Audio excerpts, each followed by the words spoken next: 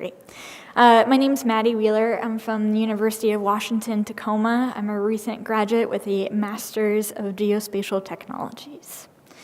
My presentation today is about my capstone project, which is a prototype. Like I was saying, my talk today is regarding my master's project, which was a proof of concept application regarding shelter services for homeless populations. So homelessness is a really large and growing problem, especially in cities. For Seattle, Washington, there's been considerable increases in the homeless population.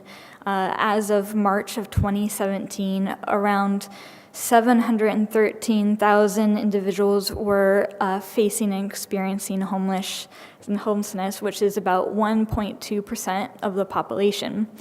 If you compare this to the Great Depression, the total amount of the U.S. population, there was only 1% of people facing homelessness.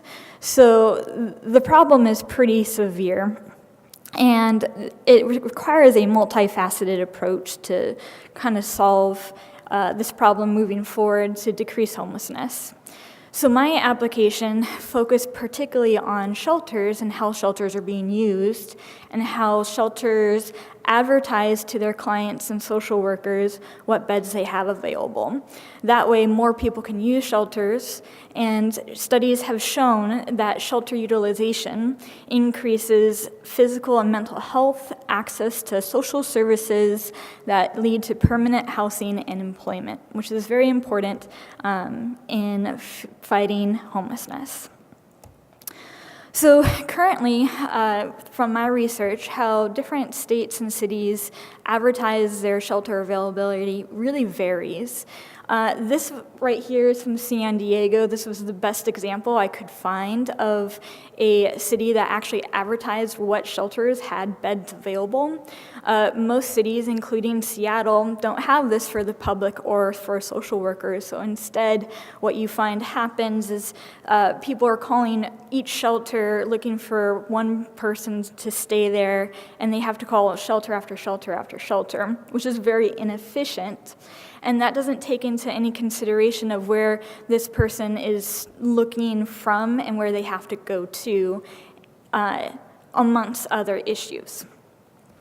So I thought, why not approach this through a spatial application?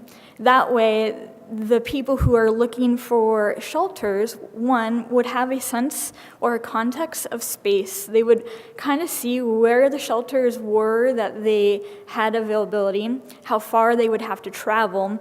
And a big issue with homelessness is that these transient populations already kind of feel like they don't belong anywhere.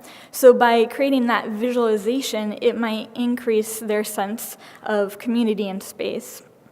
The other benefit of that, too, is that lots of different shelters offer different services. So some shelters are designed only for men, women, individuals of 50 years and older, for teenagers. Some shelters are only day service shelters, and some are only for youth. And that's very hard to understand when you're looking at that list and you're going through all those numbers. However, if you actually look at the map and there's color associations with what shelters have beds available, you can easily see this is, my client's a female, she's 30, she's looking for a place to stay tonight. This shelter has 10 beds available. So, audience matters, and my application was really designed for the social workers who were assisting their clients in finding shelters. And this was then also meant that the shelters would have to use the software to then update this information. So it wasn't necessarily designed for somebody who was homeless to use the application. It does allow them to see on a web map.